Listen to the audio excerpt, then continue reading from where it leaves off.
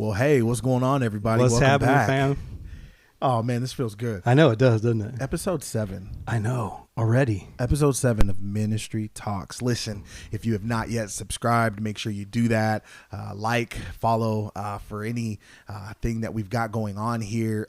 And then what's the email again? I always like to ask you because I like to make sure I say it correctly. mintalkspodcast at gmail.com. mintalkspodcast at Gmail. mintalkspodcast at gmail.com. There you go. There you Listen, if you've got comments or if you've got feedback or if maybe you like what you're hearing or maybe you want to just kind of dive in a little deeper on the topic that we're discussing, we'd love to, go further with you. I think one of the things that we're leaning in by saying here is we don't know everything, but we're going to walk with you through anything. That's right. That's kind of one of the things we do here together. Yeah. So how's your day going, man? It was pretty good so far. I got a good workout in. It's a little chilly, but I'm back into routine. That's a big deal. That's a huge deal. It's a big deal. It's a huge deal, especially with the holiday season coming around the corner. I know, right? You can kind of sense like, okay, the busyness is here, and structure's back. So, absolutely. Yep, I couldn't wait for all my family to get out of the house. Like when school hit again, I was like, yes, I get to set that routine. Oh, it was so good. Well, and it's cool now because Savannah graduated, and so now between her, Heather, and myself, we get to piggyback on who's going to take Bella to school. There you go. And so there you go. It just depends. So I wish I could do like the no-nos goes, but whatever. Yeah. Well, on episode 7, we ended on episode 6 talking about professional pastors. And this is something that you mentioned that I want you to highlight because the tagline is, I laughed at it when you told me. But this is episode 7, professional pastors. Give them the tagline. Give them where this comes from. A little dumb and a little lazy. You think every pastor should be a little dumb and a little lazy. I think every pastor, regardless of what level of pastor you are, from senior pastor to, and I use the term level loosely, but no, for sure. Like a youth pastor or a senior pastor or a worship pastor or young adults or small groups, whatever. Whatever your title may be, I think that we need to be a little dumb and a little lazy, and here's why. Okay. Here's why. After about 25 years of ministry, I know a lot. Yes, sir. And like we say, we know a lot, but we don't know everything. Right. Yeah, exactly. But I know a lot. And 25 years is a really long time to gather all of this knowledge, all of the technology knowledge, and as quickly as that changes, how to run sound, how to do graphics, how to do just all the stuff. Right. And I've known pastors who do it all. And they do it all. And that's tough. They run service order. Everything. They run offering. They close worship. They close up the worship center. They lock up the building. They are the all in all kind of person. And if you're that kind of person, that's cool. I'm not saying that that's a bad thing. You just keep at it and you be faithful. Here's my challenge with that. There we go. My challenge with that is if you're doing it all by yourself, then maybe you're not building trust in people and a team to help you do that. I think I've said this before with you. If you think you're a leader, turn around. Yes, you have. And if nobody's following you, then you're just taking a long walk. Yes.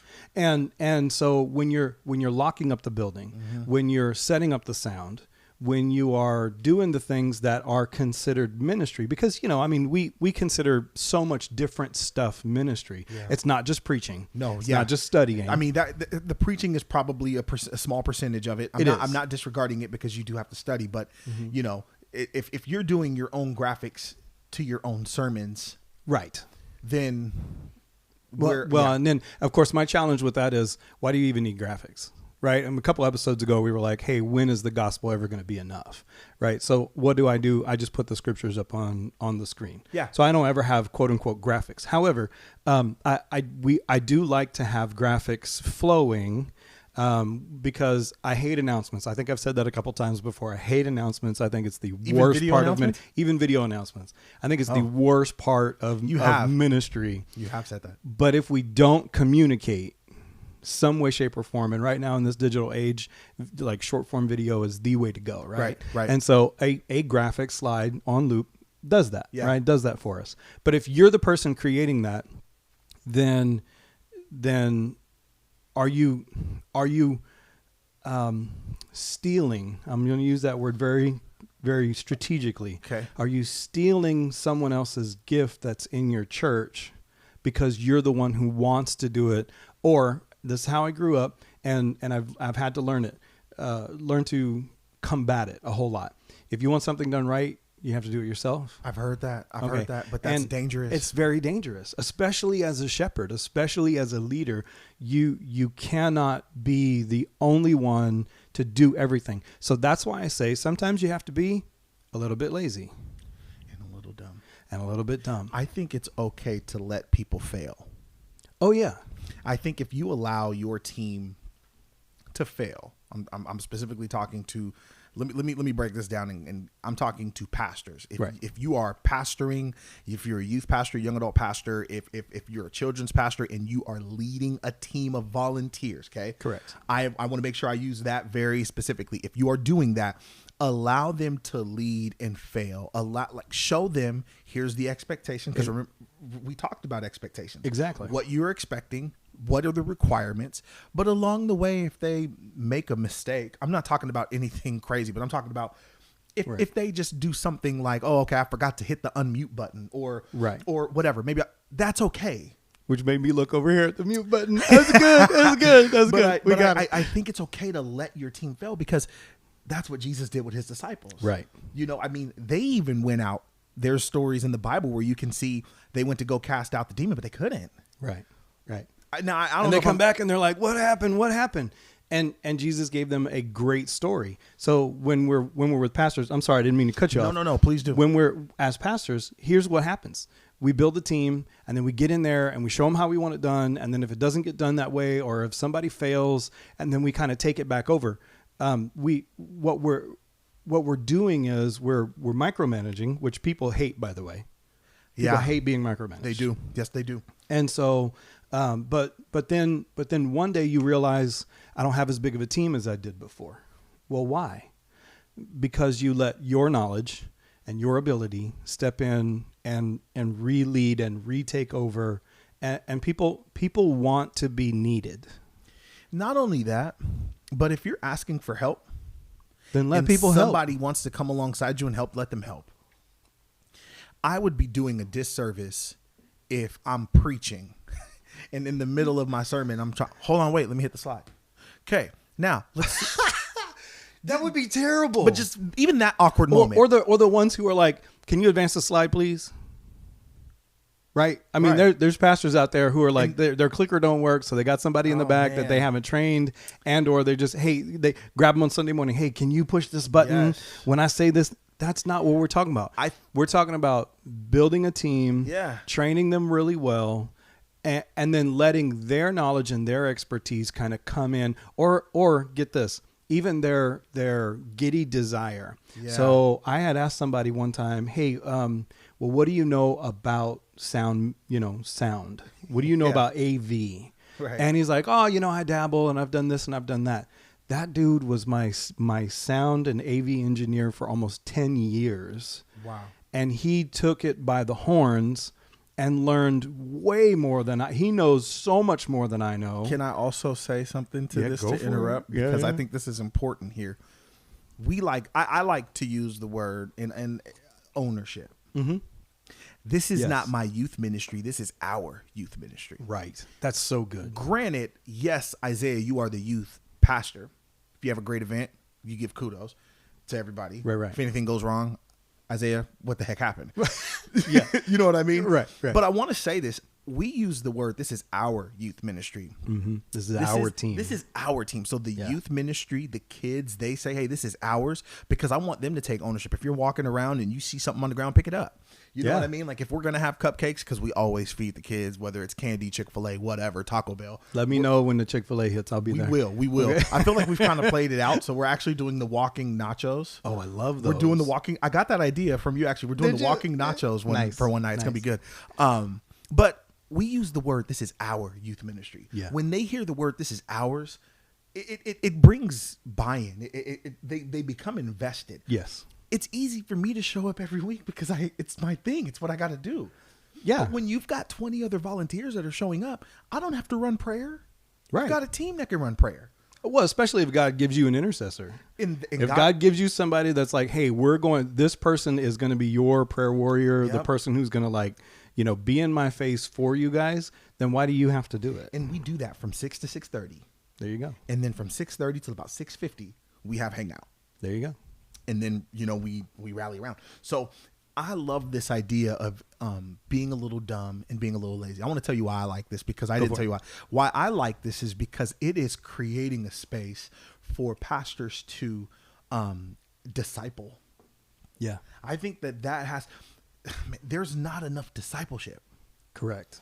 And I think if we're talking about true, honest discipleship, we're talking about walking with people for multiple seasons. Yes. In things. In their wins, in their struggles, Yes. in the failures, Yes. in the celebrations of, look at what we did, using the terminology of our team. We just had I've been back here pastoring for the last, it'll be 3 years, matter of fact. It'll be 3 years, October 28th. Nice.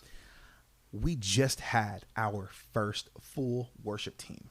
Oh, nice. But that came from consistency with communicating. Right. That came from every week making an announcement. When I came back, I asked our worship leader, Justin, what do you want me to do? How can I come alongside you and help you? Yeah. Obviously, they're coming alongside me. They're going to help bring this vision come to life, right? But how can I come alongside you? If you're a pastor and you're working with people, ask your team, what can I do to come alongside you to make you better and help you to get better? Correct. Because you know how to do it. Yes.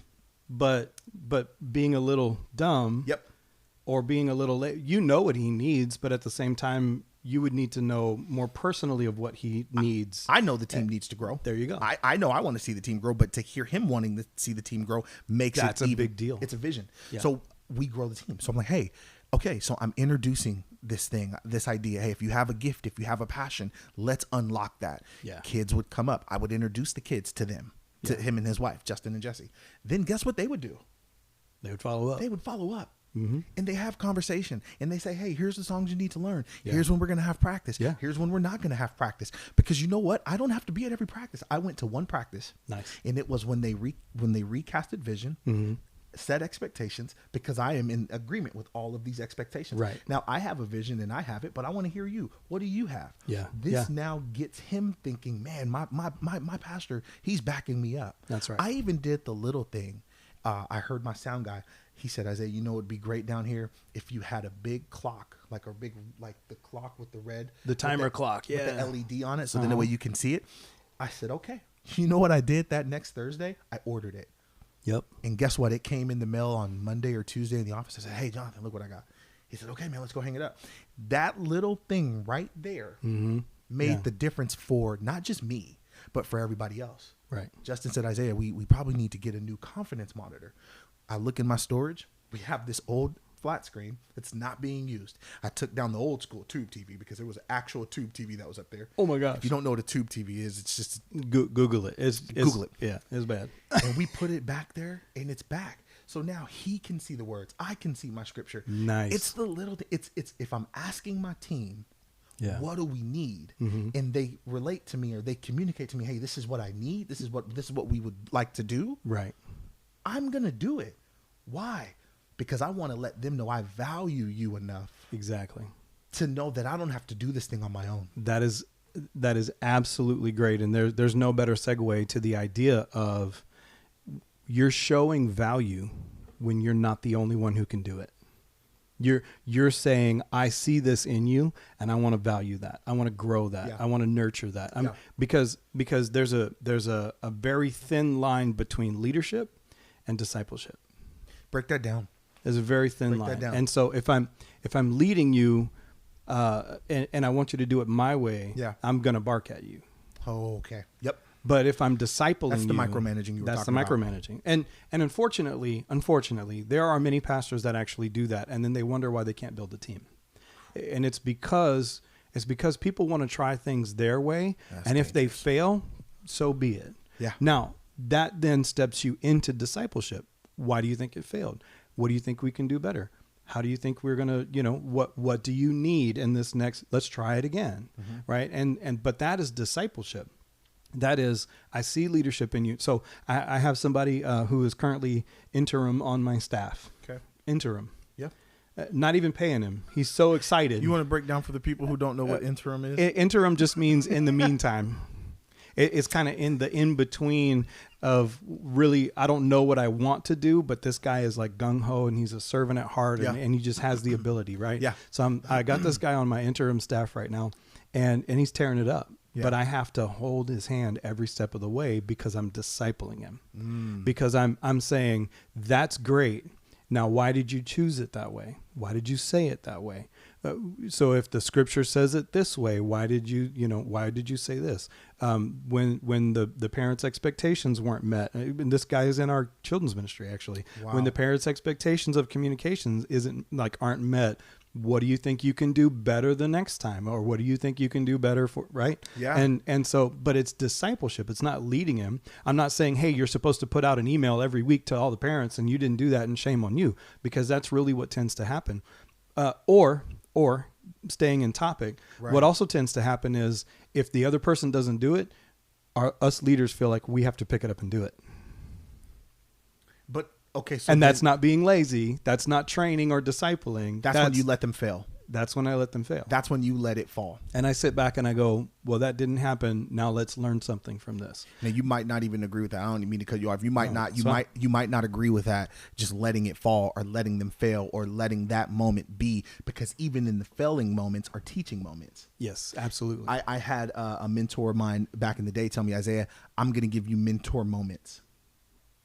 Meaning Nice. if I see something, Yeah. if I notice anything, pull you to the side. Hey, let me mentor you on this real quick. Yeah. And he used to use the language, because I played football, so he used to use the language of, hey, let me just coach you up really quick. Mm-hmm. Yeah. And I think what's even more important, because I want to talk about this, the lazy part. Right. Now, being lazy doesn't mean I don't know. Okay, I know how to set up my youth room.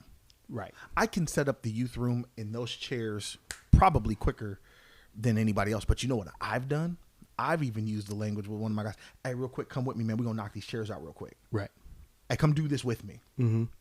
Then Yeah. I've went from, hey, can you go grab one other youth student Mm-hmm. and help you knock those chairs out? I got to go take care of a meeting really quick. Right. Got right. it. Right. Now, I've done it enough with you Mm-hmm. to now you know the rhythm. Yes. And now because you know the rhythm, now you're passing that. Am I being lazy? No. Right. What I'm doing is I've done enough reps with you to now you know how many chairs we need, how many spacing we need. Yep. I know that Where they're going to be. Yeah. Mm-hmm. So can I ask you something? Yeah, go for it. When do you know somebody is being just pure lazy? Ooh, that's a great question. Like not just trying to even put the effort in. I think two things on this. Number one, it's very easy to get lazy when you're beginning to experience burnout because you've done it yourself for so long, or you can't rally somebody around it, which that might be in the bonus. If you can't rally somebody around it, then does it even need to happen? Stick around for that bonus. We're going to get that bonus going on after that. Two, you notice that they're being lazy if and when, again, this is my opinion. You guys may disagree, but this is my opinion. Okay. When it's time for them to take a rest and they've taken their rest and then they don't come back refreshed or fed or ready for ministry again. Then that's just lazy. Well, how do you know that, Pastor West? Good. I'm glad you asked me, Isaiah. Yeah. So, I know that because I've experienced it. Yeah. And you may have too. And I don't know if you have, or not, but no, I have. Yeah. you go away for a vacation or something, you get away to rest, and then you come back and you just don't have the same fervor, or you don't have the same passion or zeal. Yeah. To push into the next season of something. Yeah. And a lot of pastors have actually, done that over COVID. It's just really hard to want to re-engage in everything. They're comfortable. Oh yeah. And comfortable doing less. Yep. Comfortable spending less money, comfortable not spending enough time with enough people. Finding an excuse not to even get after it anymore. And that's when you know it's just genuine laziness rather than, hey, there's all of this work to be done and I need to go build a team. Oh, wow. And I'm saying that from experience. No, yes. Because our church is still in that place. I think every church is still in that space. We're still in that space of Give or saying take. we have just enough people who have served for eons. Yeah. And everybody's like, when are we going to see new people? Because they need to come and serve too. Or as soon as a new family shows up, oh, where can we get them to serve? Why? Because everybody's kind of been in that rhythm and in that season. And until you can get that team or get that team mentality, hey, this is our church, the ownership you were talking about, this is our team, this is our thing, for the new people, then we're still just putting it in and putting it in. Now I want to highlight something, and I want you to go back and listen to the episode of Sabbath. Yes. The difference, the rest of talking about between rest and Sabbath. I believe I referenced in there, and I think we referenced in there together, when God created the heavens and the earth, he saw that everything was good and rested. Correct. Then in Matthew 11:28, he says, come and get away with me and I'll show you. I'm paraphrasing in the Message. I'll show you how to get real rest. I'll show you the unforced rhythms. Yes. What's important about rhythm? See, I'm a drummer. Mm-hmm. And if there's anything I've learned about a rhythm, because now the big thing is everybody's using tracks. If you're not on, when that track is on, somebody's going to get off. Yeah. And when you get off, it is very hard to get back on. One or two things are going to happen. You're never going to get back on because you're way too far off the click track. Right. Or you're going to have to just stop the click track and just let it happen, because there's no recovering from that. Right. Here's my thing. If you don't know how to recover after being refreshed, then did you even rest? Ooh, that's a good question. Because I have my team who tells me, and I tell my team, here's my thing. If you can't, our service starts technically at 6:00, pre-service prayer. Okay. If you can't make it, I need you to tell me no later than 3. Right. I feel like 3 is more than enough time for you to tell me you can't make it, which gives me an opportunity to pivot, to then say, especially if we have groups, hey, can we pivot this way? Right. Hey, can we do this way? This is October. Mm-hmm. I already have my team. I have team members telling me, hey, Isaiah, in the beginning of the year, we're not going to be here. I'd rather you tell me in October. Right. Yeah. So I know how to pivot. Yeah. Yeah. So I know how to pivot. But what am I trying to say? It's okay to rest, but do not confuse rest with laziness. Right. And oh man, here's a hot topic. Go for it. Some of the young adults, I feel can be a bit comfortable, complacent, and procrastinate. Right. And that procrastination turns into laziness. That's not just a young adult thing, though. Okay. Though we definitely see it in the young adults, this generation. Yeah. That's not just a young adult thing. And here's why I think it's because when the burden is lifted, why would you want to pick it up again? Well, gosh, that's so good. I mean, that's human nature. Can it be shared? Could it be a shared burden? It could be a shared burden, but not a lot of people feel that, which is another reason why this whole podcast is out here. Is like sometimes you just got to be a little lazy, and you got to be a little bit dumb. You can't know everything, so you have to ask people around you, and you can't do everything. You can't do everything. You cannot do everything. I just want to reiterate what he said. So that was a great. So don't. Well, it's easier said than done, Pastor Wes. Okay. I plan on doing this for another 20 years at least. Okay.